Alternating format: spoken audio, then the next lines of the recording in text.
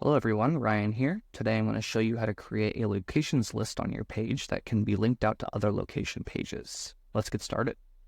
So first you're going to want to be in your content pages section, and you're going to want to find a page that you want to add your list to.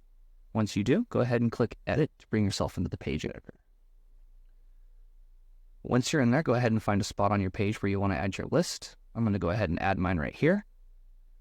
And first we're going to start off with a columns block. And then we're going to select the 50/50 layout, and we're going to select the parent columns and set it to Y. Now, in each of these columns, go ahead and add a list block.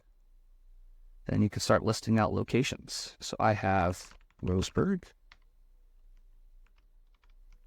Green, and then over here, I'm going to add another list. I'm going to do Sutherland and Bedstone. Okay, so now we have our locations added, and we can style these by clicking on the parent list here. We can do some large numbers. We can do some check marks. I like check marks, so we're going to go to check marks. There we have it. So now all we need to do is link this. So we want to highlight our text, click the link button, and then now we can search for our page to link. So I've got my Roseburg page here, and then for Green, we will link again, Green, Sutherland, there we go, and Winston. Winston's a different kind of page. We have a landing page. Where is that? Here. You can also search keywords in here too. There we go. Great. So now we have our linked list. And if we want to take it a step further, we can add a heading here and say something like, where we buy. There we go.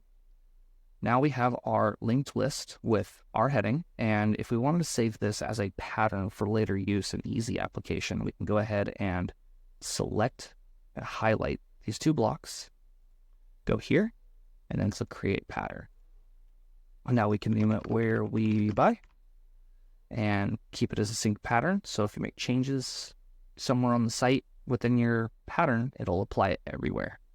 Add, and there we have it. So we can go ahead and save.